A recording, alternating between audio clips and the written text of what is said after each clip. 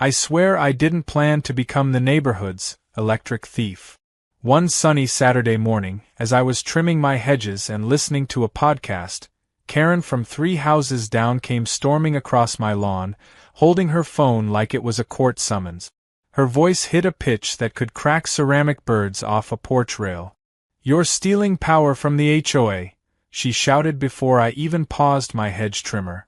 The moment froze, surreal and absurd. Neighbors peeking through blinds, a couple walking their dog slowing to watch the show, and me, standing there with safety goggles and grass in my hair, apparently the newest criminal of suburban America. I had no clue what she was talking about until she pointed dramatically at the small gray box on the side of my house, my personal power junction for my solar setup. "That's community property," she barked. "You can't just hog electricity for yourself. It belongs to all of us." I almost choked on my water from laughing, but she was dead serious, eyes blazing with entitlement. That was the moment I realized I was dealing with the kind of HOA Karen who could turn a birdbath into a federal dispute. I calmly explained that the box she was accusing me of stealing from was connected to my own solar panels, my own inverter, and my own money. She scoffed like I'd just told her the moon was made of cheese. "That's not how community power works," she said with an authority that didn't exist in any manual known to humankind. Apparently, in Karen's universe, anything within eyesight of the street automatically belonged to the HOA collective. She said she had taken it to the board, which, in reality, meant she had ranted in the Facebook group and gotten 2 pity likes from her cronies, who probably just wanted her to calm down before she started tagging the mayor. It wasn't my first encounter with her nonsense.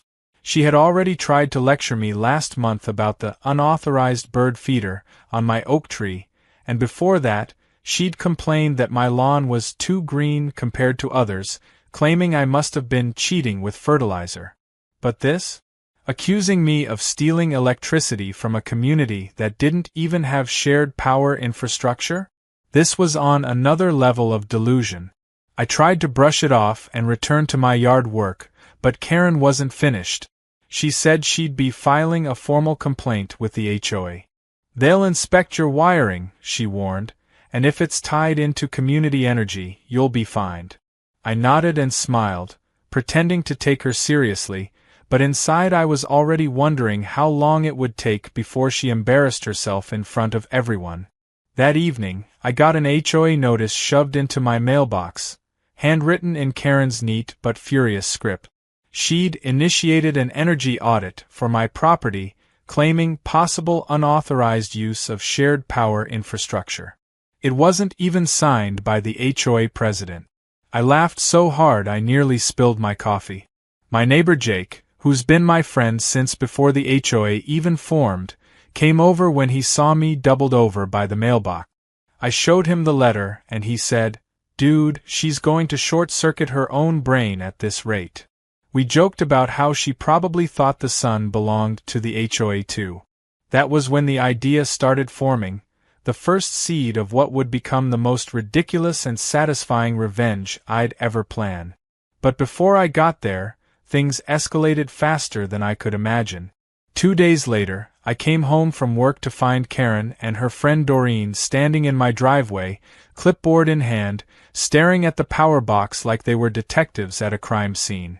I rolled down my window and asked, "Are you ladies planning a heist or a barbecue?" They didn't even flinch. Karen said, "We're investigating. You may have rerouted the neighborhood's current." I couldn't help but grin. "Current?" I asked. "Like electricity or gossip?" She ignored the joke and started pointing at the wires that ran from the solar inverter to the house, tracing them like she was cracking some code. Doreen whispered, "It does look a bit suspicious, Karen." That whisper confirmed it. They were out of their depth but completely convinced they'd stumbled onto a suburban scandal. That night, Karen posted in the neighborhood Facebook group, "Be aware. Some residents may be using unauthorized power boxes, causing spikes in community energy bills. We're investigating." The post exploded. Half the neighbors laughed, half were confused, and one guy asked if he could borrow some watts. It was comedy gold. I decided not to comment, but I did screenshot everything. I knew Karen's ego wouldn't let her back down, and sure enough, the next morning, there was a bright orange sticky note taped to my box that said, "Pending HOA review, do not tamper." She'd actually made her own version of a city warning label. I thought about letting her keep digging her own hole, but my mischievous side got the better of me. If she wanted a community energy box, maybe I could give her one. I went to the hardware store the next weekend and bought an old metal cabinet, some PVC tubing, and a motion-activated sprinkler valve. I spray-painted the cabinet gray and stenciled "Community Energy" in bold letters across the front. Jake helped me wire the inside, not for electricity, but for pressurized water connected to my garden hose and colored dye. The moment anyone opened the door, it would blast them with bright blue water. It wasn't dangerous, just enough to give someone a good shock, and leave them looking like a smurf. We laughed like idiots while setting it up, hiding a small camera to capture the eventual chaos. Meanwhile, Karen kept doubling down. She started telling people that she'd consulted with an electrician, which probably meant she watched a YouTube video, and that my setup was non-compliant. She cornered the HOA president, Tom, at a community barbecue and demanded he take action. Tom, bless him, is the most conflict-averse man alive. He told her they'd look into it, but privately texted me saying, "Please just ignore her. Everyone knows she's nuts." But ignoring wasn't enough anymore, not after she left another handwritten notice on my porch saying, "Failure to comply may result in HOA intervention and possible power confiscation." Power confiscation? What did she think this was, the grid police? That's when I finalized my plan. I installed the fake community energy box right next to the real one, clearly visible from the street. I even added fake wires leading into the ground to make it look convincing. Within hours, Karen noticed. From my window, I watched her stop mid-walk, squint at the new box, and tilt her head like a confused cat. She took out her phone and started snapping pictures, pacing back and forth like she'd just uncovered state secret. That night, she couldn't resist. Around 10 p.m., my motion camera caught her sneaking across my lawn with a flashlight, muttering to herself. She leaned in, examined the box, and slowly reached for the handle. The instant she pulled it open, the water cannon erupted, soaking her in bright blue spray that glowed under her flashlight beam. Her scream echoed through the cul-de-sac, half fury, half disbelief. I was laughing so hard I couldn't breathe. Jake texted me, "Did it work?" I sent him the still frame of Karen frozen mid-spray, mouth open, drenched like she'd fought a smurf storm. Within minutes, porch lights up and down the street flicked on as people peeked out to see what was happening. Karen stumbled back, dripping and furious, and shouted into the night, "This isn't over!" before stomping away, leaving blue footprints all the way home. It was the most glorious HOA moment I'd ever witnessed, and the best part was, this was just the beginning. By the next morning the whole neighborhood was buzzing, and not because of electricity. Someone had already posted Karen's blue-stained meltdown video on the local community group, though no one claimed responsibility for recording it. The comments section was a circus. Did Karen audition for Avatar? One neighbor joked while another wrote, "So that's where our HOA fees go, blue dye research." Karen's attempt to control the narrative backfired when she posted a furious rant claiming she'd been assaulted by a booby-trapped community box, placed by a known power thief. It only made her look more ridiculous, especially since the colored water stain on her front walkway was visible from the street. When I went to get my morning paper, I saw a few neighbors walking by trying not to laugh, some even giving me thumbs up. For the first time since this nonsense began, the power box drama had flipped in my favor. But Karen was not the kind to give up after one public embarrassment. If anything, it only fueled her obsession.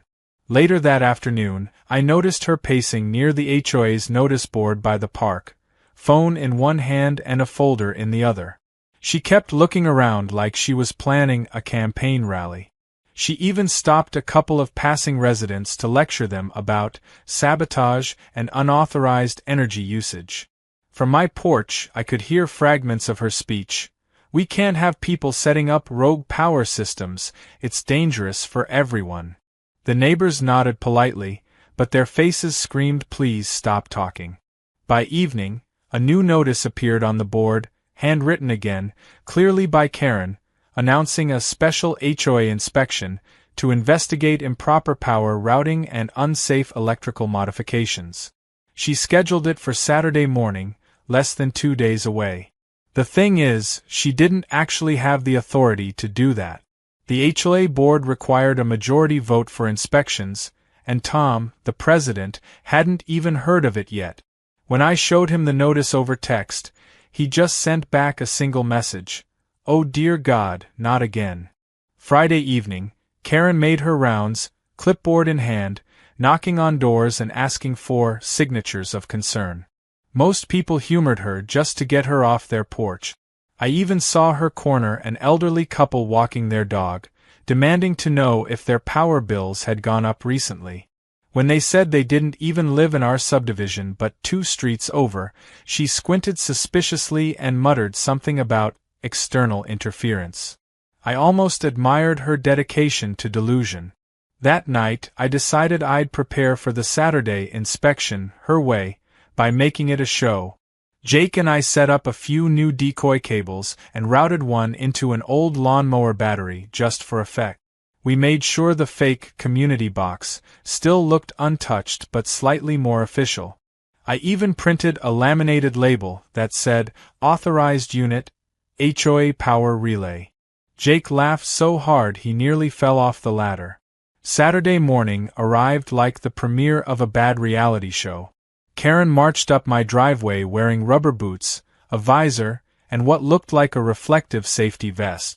Behind her were Doreen, another neighbor named Beth, and surprisingly, poor Tom, the HOA president, dragged into the spectacle against his will. Tom looked like he hadn't slept. He was holding a coffee like it was his only will to live. "We're here to conduct a visual inspection," Karen announced grandly, as if she were leading a government agency. I stood on my porch with my coffee, smiling like it was just another weekend. "Be my guest," I said, gesturing toward the boxes. Karen wasted no time. She knelt in front of the fake community box with a magnifying glass. Yes, an actual magnifying glass, and began muttering terms she clearly didn't understand. "See this," she said to her audience. "Unregistered conduit tubing. Classic sign of rerouted current." Tom blinked and said quietly, "Karen, that's just garden hose." She ignored him and pointed triumphantly at the laminated label I'd made. "Right there. Proof that it's HOA property." He labeled it himself. Tom rubbed his temples, Doreen squinted in confusion, and Beth whispered, "That looks kind of new, doesn't it?" Karen turned the handle dramatically as if revealing a national secret. The moment she pulled it open, the sprinkler valve hissed, and this time, instead of blue, bright green water blasted straight into her face and hair, drenching her from head to toe. She screamed, stumbled back, and slipped in the grass, landing flat on her back. Doreen yelped and jumped aside, Beth gasped, and Tom just stood there, eyes wide, halfway between shock and laughter. The spray lasted only a few seconds before shutting off, but it was enough to soak Karen completely. Green dye streaked down her visor, dripping onto her vest and shoes, pooling in the driveway. For a moment no one moved. Then Jake, who had been watching from his front yard pretending to mow the lawn, couldn't help it. He burst out laughing so hard he had to lean on his mower for balance. That broke everyone's composure. Even Tom snorted into his coffee, trying to cover it with a cough. Karen scrambled up, face red under the streaks of green, shouting, "This is vandalism! Assault! Chemical warfare!" She pointed at me with shaking hands, water still dripping from her sleeves. "You're going to pay for this." I replied calmly, "Karen, you opened a box that wasn't yours. I have the footage." Her eyes widened. "Footage," she repeated, realizing too late what I meant. That was the second turning point. Once the neighbors learned I had cameras and proof of everything, the story took on a life of its own. Word spread fast that Karen had trespassed, again, and triggered a harmless prank in the process. People started stopping by just to ask, "So what's the latest on Powergate?" The footage circulated privately among a few residents, and though I never posted it publicly, it somehow found its way into a meme compilation. Within days, the image of a green-streaked Karen standing beside the box became the neighborhood's unofficial badge of resistance. She tried demanding that I take it all down, but since I hadn't shared it myself, there was nothing she could do. Still, she wasn't done. She filed an official complaint to the HOA, claiming my setup violated community safety protocols. Tom scheduled a formal meeting to address it, mostly to shut her up. At that meeting, held in the community clubhouse, Karen came prepared like she was presenting a case before the Supreme Court. She had color printouts of the box, screenshots of the video, and even a binder labeled Exhibit A, Energy Theft. She spoke for 15 minutes straight about fairness, public resources, and energy equity. Everyone listened politely, some biting their lips to keep from laughing. When it was my turn, I stood up and calmly presented proof of ownership, permits, solar panel receipts, wiring diagrams, and even a statement from my electrician confirming everything was compliant and private. When I showed the letter Karen had forged for the inspection, the room went silent. Tom cleared his throat and said, "Karen, this inspection notice wasn't approved by the board." She interrupted him, insisting she had the right to act in the community's best interest. But her confidence crumbled when another board member asked, "Then why were you on his property after dark with a flashlight?"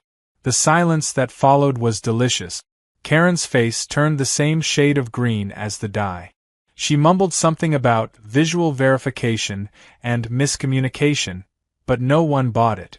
The board formally dismissed her complaint, noting that she had violated multiple HOA rules herself. When Tom announced it, the quiet chuckles turned into open laughter. Karen stormed out, muttering about corruption and favoritism, but the damage was done. Over the next few days, things started to settle, though not for her. Every time she walked her dog, people gave her knowing smiles. Someone even decorated the HOA board with a little paper lightning bolt that said Community Energy Hero. The tension had flipped completely. Karen had become the running joke of the subdivision. But instead of learning her lesson, she grew more unpredictable. She started filing new safety concerns, this time about possible radiation leaks from my solar inverter. I caught her taking photos of my roof from across the street, crouching behind a mailbox like a suburban spy. When I called out, "Need a better angle, Karen?" she nearly tripped running away. That's when I realized something important. This wasn't just about a power box. For her, it was about control. She couldn't stand that someone in her neatly ordered neighborhood dared to have independence, to operate outside her imaginary jurisdiction. It wasn't the electricity she wanted, it was authority. And the more I denied her that, the more desperate she became to reassert it. What she didn't know, however, was that I was already 2 steps ahead. Because if she thought the green water was humiliating, she had no idea what was coming next. The next phase would be subtle, clever, and completely impossible for her to spin in her favor. It was time to let her think she'd regained the upper hand, just long enough for her to destroy her own credibility for good. After the HOA meeting fiasco, most people assumed the Powerbox saga was over, but I knew better. Karen wasn't the kind of person to surrender gracefully. She was the type who retreated just long enough to reload. For a few days, she went strangely quiet, which was almost more alarming than her usual yelling. I would catch glimpses of her from my window pacing her driveway while talking on the phone, gesturing wildly, sometimes pointing toward my house like she was plotting a counterattack. The neighborhood gossip mill hinted that she was consulting an expert. I doubted any real expert would waste time indulging her theories, but I also knew Karen had a knack for finding equally dramatic allies. Sure enough, The following Thursday, a white van rolled up in front of her house with the words, "Home Efficiency Consultants," printed on the side. Out stepped a man in an oversized reflective jacket, clipboard in hand. Karen greeted him like she'd just summoned a federal investigator. From the way she kept nodding and pointing across the street, it was obvious who the target was. I watched the whole scene from behind my curtain, sipping coffee, trying not to laugh as the poor guy squinted at her wildly exaggerated gestures toward my power setup. Later that day, the so-called consultant walked over to my property line, looking sheepish. He knocked on my fence gate and introduced himself, saying he'd been asked to inspect a potential community electrical connection issue. I smiled politely and asked if he was with the HOA.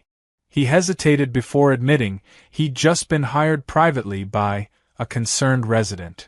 I pointed to my camera above the porch and said, "You're welcome to look, but only from the sidewalk. This is private property." He seemed relieved and nodded, clearly realizing he'd been dragged into some neighborhood drama he didn't sign up for. He took a few photos from a distance, mumbled something about "everything looks standard," and left. Karen, of course, followed him back across the street, demanding to see the photos. When he refused, she stomped her foot like a toddler, shouting that he was part of the cover-up. The man got into his van and drove off without another word. I almost felt bad for him. Almost. By evening, Karen was back online. A new post appeared in the community group. "It's confirmed. There may be unauthorized electrical modifications in our neighborhood. Further investigation pending." She didn't mention the consultant's real conclusion, obviously, because it didn't fit her narrative.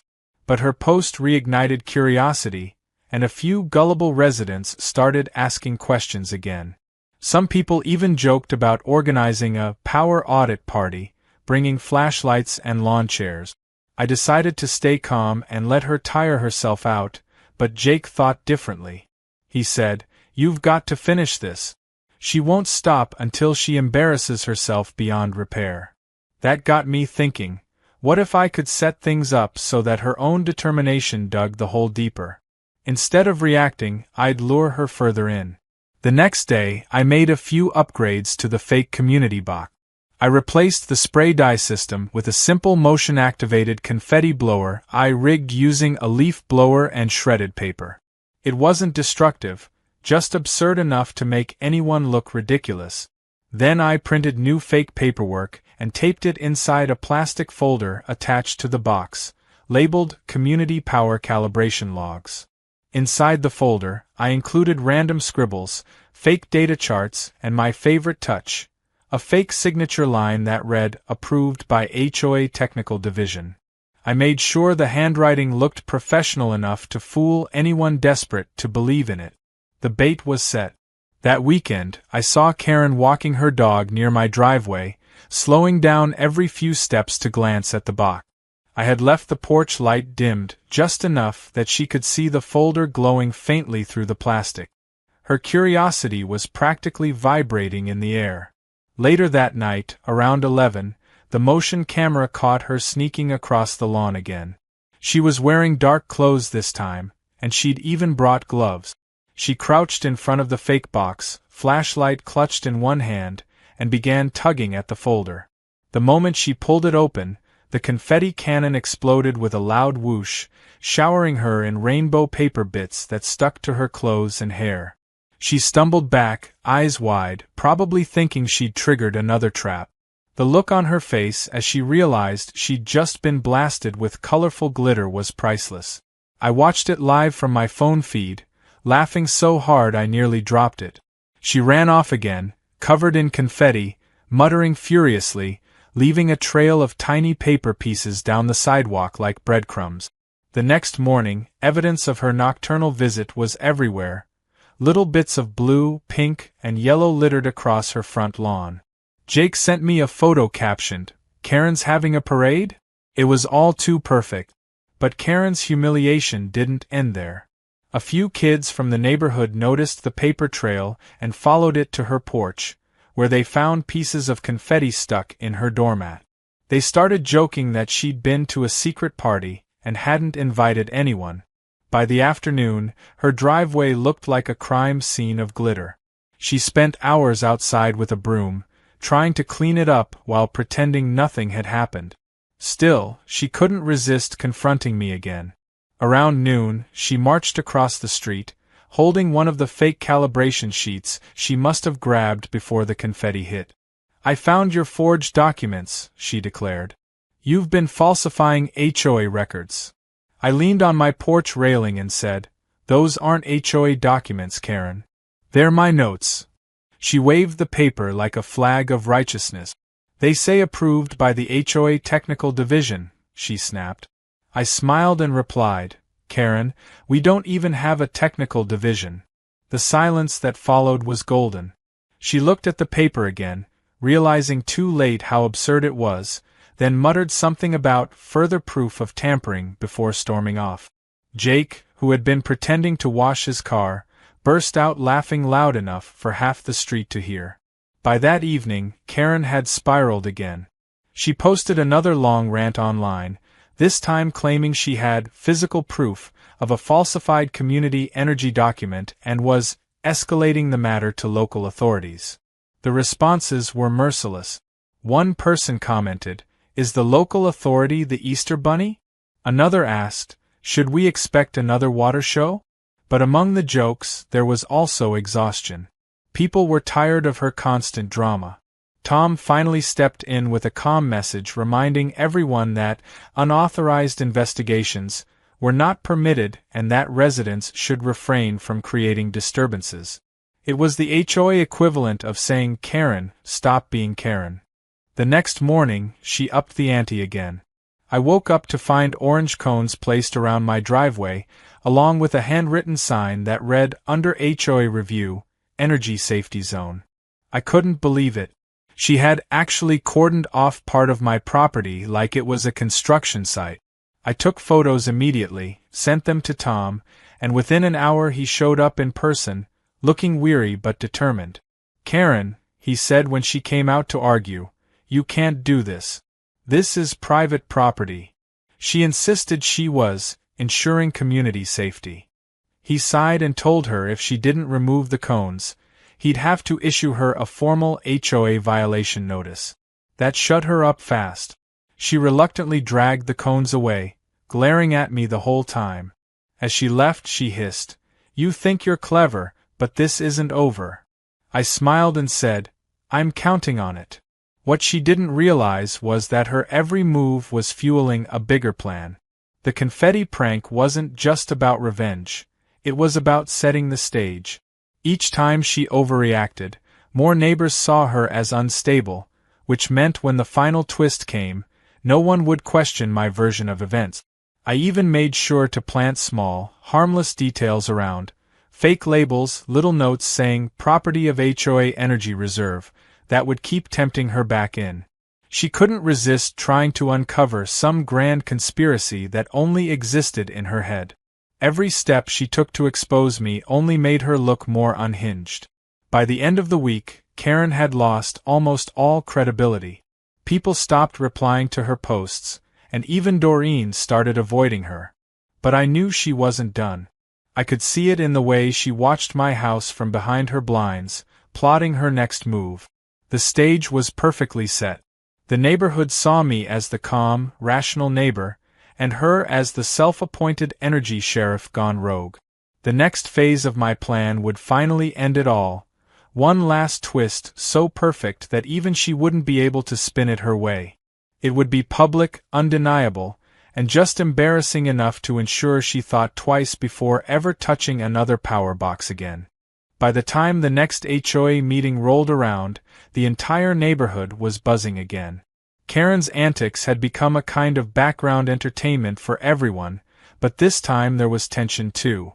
She had been quiet for 3 days straight, and in Karen's world, silence wasn't peace. It was plotting.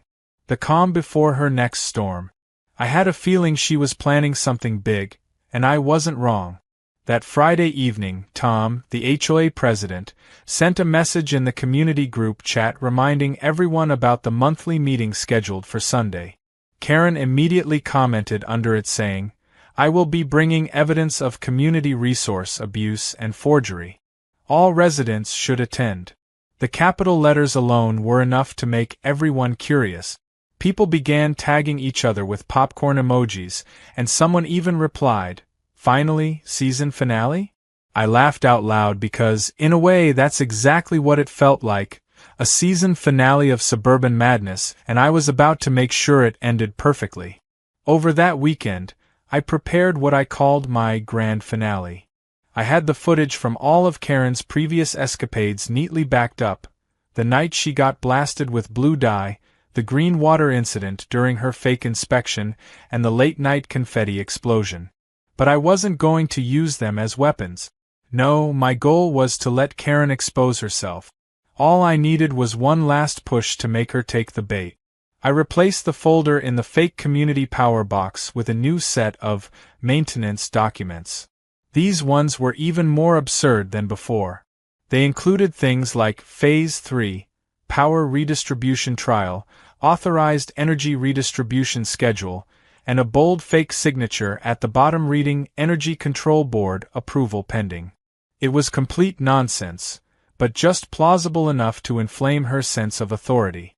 To make it irresistible, I printed a fake email header from energy@community.gov and taped it inside the box. I wanted her to think she'd finally caught me in some deep, neighborhood-level conspiracy. Sure enough, late Saturday night, the motion sensor caught her creeping across the lawn again. This time she was wearing gloves and carrying a small camera around her neck. She looked like a raccoon with a mission. She opened the box slowly, shining her flashlight inside, then gasped when she saw the new papers. She snapped several pictures, carefully pulled one out, and stuffed it into her folder before retreating. I knew exactly what she'd do next: print them, highlight random sections, and wave them around at the meeting like a prosecutor unveiling classified documents. And I was counting on it.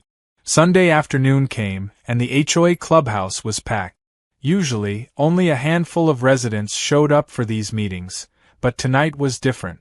The rumor that Karen had real evidence had spread like wildfire, and even people from adjacent streets showed up just to watch. Tom sat at the front table looking tired but resigned to whatever chaos was coming.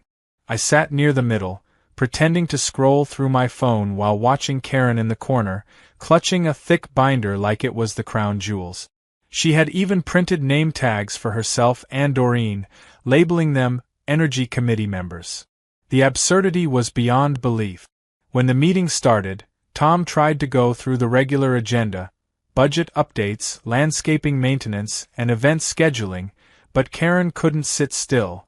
She kept raising her hand until he sighed and said, "All right, Karen, let's get this over with." She stood up dramatically, cleared her throat, and began her performance. "Fellow residents," she said, "I regret to inform you that one of our neighbors has been misusing community power resources, creating illegal electrical infrastructure, and falsifying documentation to conceal it." Murmurs rippled through the room. She flipped open her binder and held up a printed copy of my fake Power Redistribution Trial document.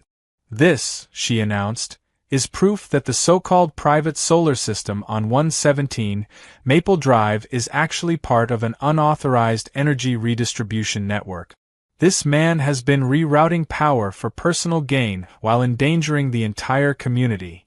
I looked around the room, watching faces shift from curiosity to confusion. A few people snickered quietly. Tom rubbed his eyes and asked, "Karen, where did you get that document?" She lifted her chin proudly. "I obtained it through visual inspection and public right of observation." Jake, sitting 2 rows behind me, muttered just loud enough for people around him to hear, "You mean trespassing?" A few people chuckled. Karen glared but continued. "As you can see," she said, pointing at the document, "it clearly references an energy control board and redistribution protocols. He's been rerouting energy illegally." Tom took the paper from her and squinted at it. "Karen, this says Energy Control Board Approval Pending, and it's signed by someone named J. Voltman." "Who is that?" Karen straightened. I believe that's a pseudonym for the real operator. The room erupted in laughter. Someone whispered, like Benjamin Franklin 2.0. Tom sighed deeply, clearly done with the charade. Karen, none of this makes sense, he said patiently. There's no such thing as an HOA Energy Control Board, and this document looks like it was made in Microsoft Word. But she wasn't done. She pulled out the printed email header I'd left in the box. Then how do you explain this? She demanded, waving the sheet around. It's an official email from the government. Tom leaned forward and said, Karen, that's not a real email address. It literally says energy@community.gov. That's not even a valid domain. At that moment, the room was on the edge of chaos. People were whispering, laughing, and filming discreetly with their phones. Jake couldn't resist adding fuel to the fire. He called out, Hey Karen, did they also send you a message from the Department of Sunshine? The laughter exploded. Karen's face turned red, but she kept yelling, trying to talk over the noise. This is serious. You're all blind to what's happening. He's rigged his system to control neighborhood power. I decided it was time.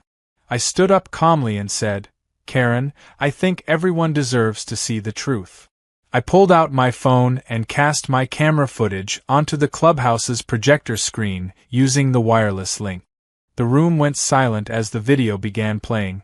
Clear as day, there was Karen sneaking across my lawn, opening the fake box and getting blasted with blue dye. The laughter started immediately. Then came the green water footage from the inspection day, followed by the confetti explosion. Each clip was funnier than the last, and by the time it ended, people were wiping tears from their eyes. Karen stood frozen, her mouth opening and closing like she couldn't find words. I turned to her and said, You've been breaking into my property repeatedly. Everything you've shown here tonight came from you trespassing. Maybe we should talk about that instead. Tom didn't even hide his smirk. Karen, he said, I think we're done here. You owe this man an apology, and you owe the community an explanation. But she didn't apologize. Instead, she pointed at me with trembling hands and shouted, He set me up. He planted those things to trap me. Tom replied, Yes, on his own property. Which you entered. Multiple times. The room roared with laughter again. Even Doreen, her last ally, quietly slid away from her seat and left the room, clearly unwilling to be associated with her anymore. Karen tried one last desperate move. She held up another paper and said, This isn't over.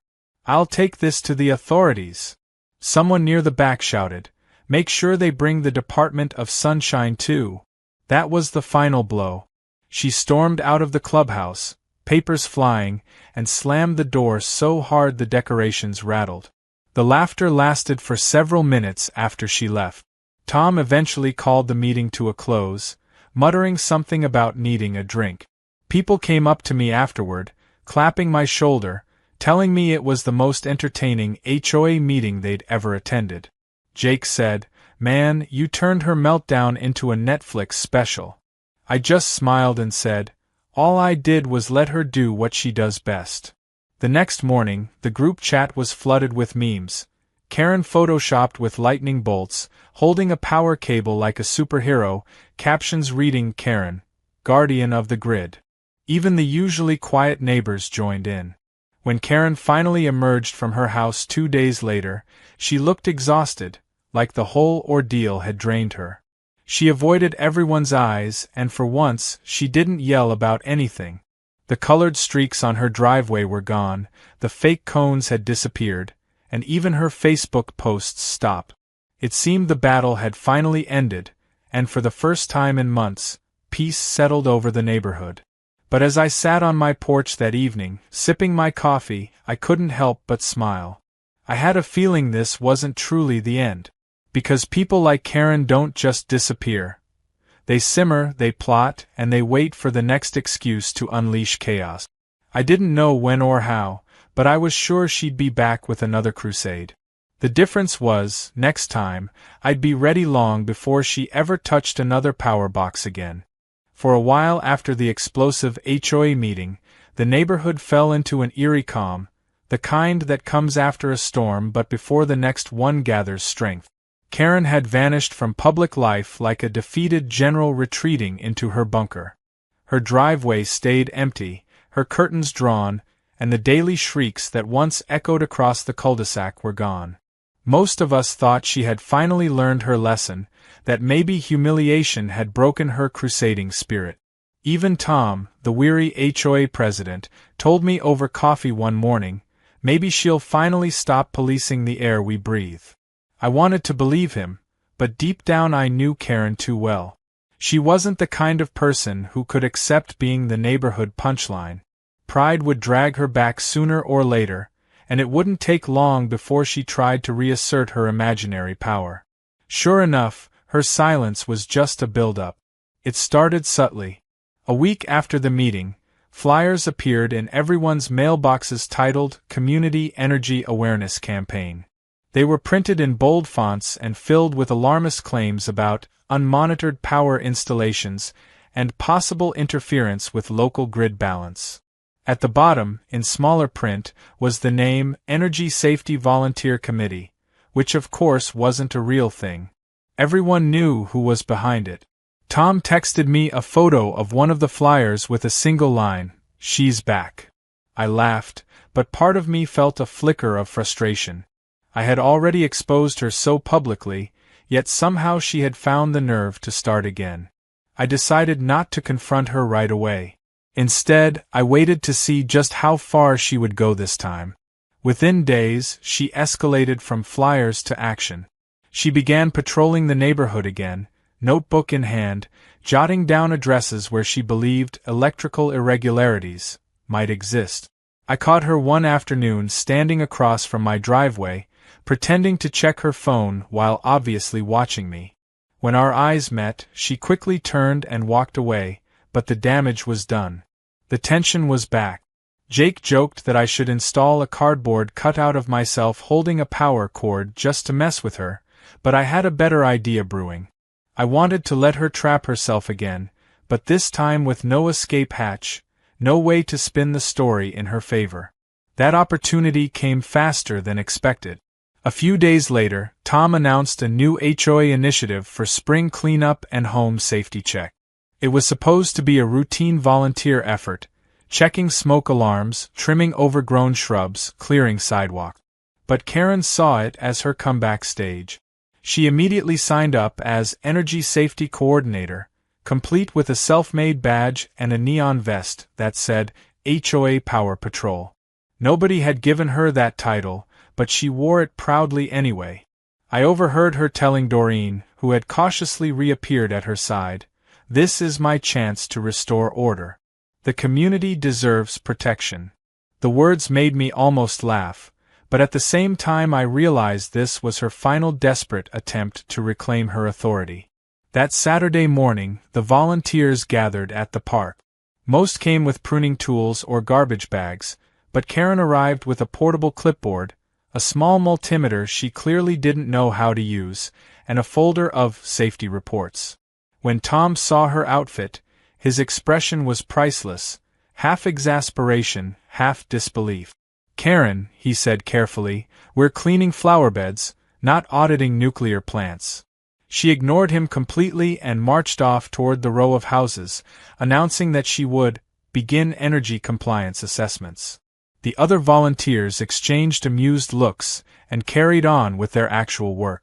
Jake sidled up to me and whispered, "You think she's going to touch your setup again?" I grinned. "I'm counting on it." I had already prepared my property for the inevitable.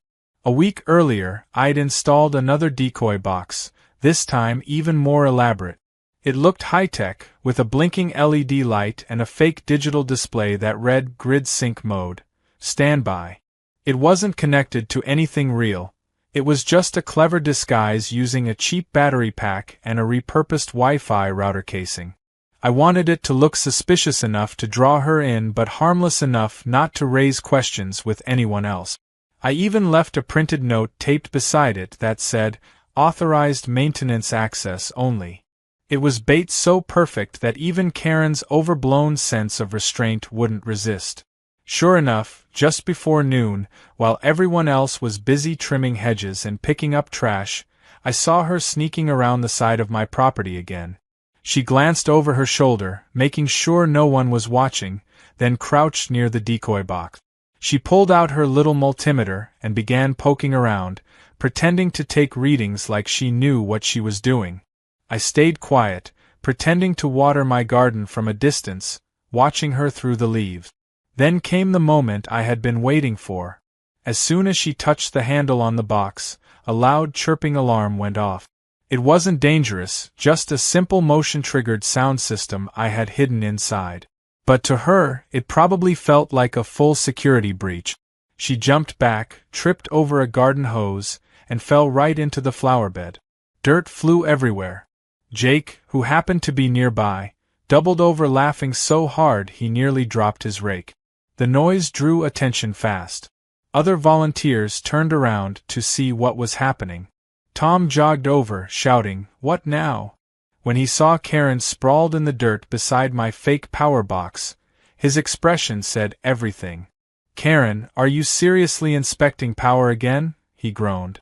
She scrambled to her feet, brushing dirt off her vest, shouting, "He's hiding unauthorized equipment." Tom crossed his arms. "Karen, it's a router. It literally says Wi-Fi on it." The group burst into laughter. One of the teenagers helping with cleanup even pulled out his phone to record the scene. Karen's face turned crimson as she realized she'd just made another spectacle of herself. She tried to defend herself, claiming, "It's a disguised energy module." Tom finally snapped, "Karen, enough. You're officially done. I'm filing a formal HOA disciplinary report. No more inspections, no more patrols, nothing." Her mouth fell open. "You can't do that," she cried. "I'm protecting the community." Tom replied, "You're embarrassing the community." The crowd laughed again, some clapping, others shaking their heads. That afternoon, Tom sent out an email to all residents summarizing what had happened. The subject line read "Clarification on HOA Safety Rules," and the first sentence said it all.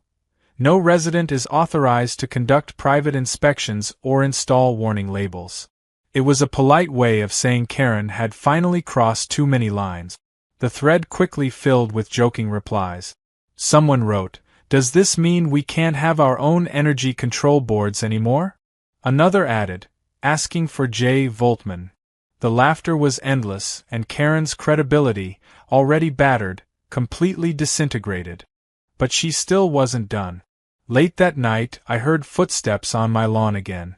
I peeked through the blinds and saw her with a flashlight, moving quickly toward the fake box. This time, she wasn't inspecting, she was ripping it off the wall. The alarm went off again, but she ignored it, dragging the box toward the sidewalk like a trophy. I stepped outside, camera in hand, and said calmly, "Karen, put it down." She froze, caught in the beam of my porch light, breathing heavily, dirt on her hands. "This is evidence," she shouted. "I'm taking it to the authorities." I said, "You mean you're stealing property off my wall?" She hesitated, then tried to justify herself, but before she could, Tom's car pulled up. Apparently one of the neighbors had called him. He got out, took one look at the scene, and groaned. "Karen, it's midnight. Put the router down." The confrontation ended with her being forced to return the box, while Tom threatened to call actual law enforcement if she didn't stop trespassing. By the next morning, the story had already spread again. Photos of Karen carrying the fake energy module circulated in group chats with captions like, "Karen steals the grid," and "The Power Heist of Maple Drive." It became neighborhood legend. Even people from nearby communities heard about it and came by just to see the infamous power box in person. Karen tried to defend herself online, saying she had been set up, but no one cared anymore. Every comment section devolved into jokes and memes. In the end, the HOA issued her an official written warning for repeated violations, including harassment and trespassing. She was ordered to pay for the damaged flower bed and to stay off my property permanently. For the first time, she actually complied.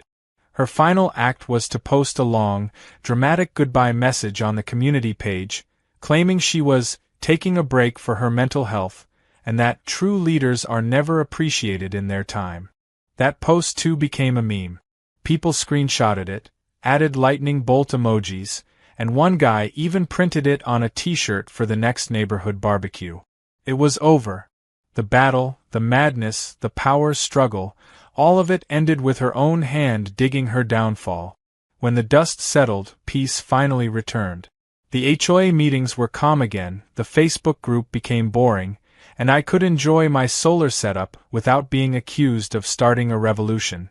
Still, whenever I walked past the now empty spot where the fake box used to hang, I couldn't help but grin. It was a reminder that sometimes the best revenge isn't loud or cruel, it's patient, clever, and poetic. Karen had wanted control over everyone's energy, but in the end, she burned herself out completely. And though I knew she might resurface someday with a new obsession, at least for now, the only power she had left was the one flickering dimly inside her own imagination. In the weeks after Karen's final meltdown, the neighborhood slowly settled into a rhythm that felt almost foreign after months of chaos. The quiet was both comforting and strange. The air no longer carried her daily shouts about bylaws or property codes, no more hand-delivered violation notices, no more dramatic Facebook threads turning minor issues into full-blown scandals. For the first time in what felt like forever, I could stand on my porch in peace, coffee in hand, hearing nothing but birds and the occasional lawnmower. Jake joked that it was like the HOA had gone through an exorcism. I had to admit it felt that way. Still, every now and then I'd catch myself glancing toward Karen's house, half expecting her blinds to twitch or her car to come screeching around the corner. But the driveway stayed empty, and her windows remained dark. The only sign of life was the occasional delivery van dropping off mysterious boxes she never seemed to open. Some neighbors speculated she'd moved away, others said she was just hiding from embarrassment, but I suspected she was still there, licking her wounds, waiting for the next crusade. Life without her interference was blissful.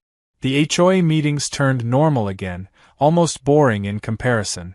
The biggest arguments we had now were about which color to paint the community gazebo and whether we should plant new trees near the entrance. Tom looked 10 years younger, and even Doreen, now thoroughly disillusioned with Karen, had joined a book club instead of a gossip circle. Jake and I spent weekends working on our gardens, occasionally laughing about the past few months like it was a sitcom we'd both starred in. But peace has a funny way of feeling temporary when you've lived through that kind of chaos. One night, while I was organizing some old files on my computer, I stumbled upon the folder labeled Karen Footage. It contained every clip, every moment, every ridiculous scene she'd created. The blue dye, the green water, the confetti, the midnight theft. Watching them again was surreal. It didn't feel like real life anymore, more like a series of elaborate sketches written by someone with a dark sense of humor. Yet I couldn't help but notice something else too. In every video, no matter how absurd she looked, Karen's expression carried the same look of certainty. In her mind, she truly believed she was the hero of her own story. That realization didn't make me sympathize with her exactly, but it did make me understand the depth of her delusion. A few days later, something strange happened. I received a letter in my mailbox with no return address. It was handwritten, neat, and surprisingly polite. Inside, there was a single sheet of paper that read, "I've reflected on everything. You humiliated me, but maybe I deserved some of it. Still, I want you to know I wasn't trying to hurt anyone. I just believed what I was doing mattered. I won't bother you again. Consider this my truce." It was signed simply, Karen. I read it twice, unsure whether to laugh or feel relieved.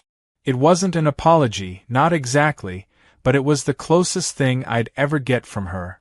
I showed it to Jake later, and he raised an eyebrow. "Do you believe her?" he asked. I shrugged. "I believe she means it for now." We both knew Karen's sense of peace came and went like bad weather.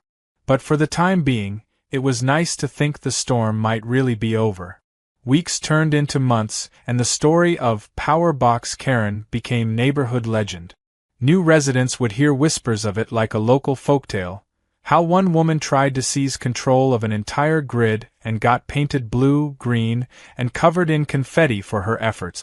Sometimes, at community barbecues, people would ask me to retell the story, and I'd give them the highlights, always with a smile. The tale had become a shared piece of suburban mythology, a symbol of how absurd things could get when ego meets HOA politics. Tom once joked that he was considering adding a Karen clause to the community rules that would ban anyone from performing unsanctioned inspections of any kind. We all laughed, but part of me knew he was half serious. The experience had changed everyone in small ways. We'd all learned the hard way how quickly authority mixed with obsession could spiral into madness. Then one morning in early spring, a moving truck appeared in front of Karen's house. I stood by my fence, pretending to trim the hedges, watching as two workers carried boxes out to the truck. There was no sign of Karen herself until the very end, when she stepped out onto the porch wearing sunglasses and a wide-brimmed hat, her expression unreadable. She stood there for a moment, scanning the street like she was memorizing it one last time. For a brief second our eyes met. She didn't glare, didn't scowl, just gave a small, tired nod before turning away. The truck pulled out of the driveway a few minutes later, and just like that, she was gone. The house stood empty for weeks before a young couple moved in, cheerful and quiet, the kind who waved at everyone and planted flowers in their yard. The neighborhood breathed easier. It felt like a new chapter. But life has a funny sense of humor. About a month after she left, I received a small package at my door, no name on the label. Inside was a novelty mug that said, "Certified Power Thief," in bold red letters. I burst out laughing. There was no note, no explanation, but I didn't need one. Only one person could have sent it. I could almost hear her voice saying, "Fine, you win, but I'm not letting you forget it." It wasn't malice this time, though. It felt like a strange kind of acknowledgement, a truce wrapped in sarcasm. I placed the mug on my kitchen shelf next to my coffee maker, where it still sits today, a trophy from the most ridiculous chapter of my suburban life. Every now and then, I think about Karen and wonder where she ended up. Maybe she joined another HOA somewhere, already plotting new crusades. Maybe she learned something and decided to keep her head down. Or maybe she found another cause entirely, one that didn't involve power boxes or imaginary energy conspiracies. Whatever the case, she had left an unforgettable mark on all of us. Jake once said, "You realize she made this neighborhood interesting, right?" I couldn't deny it.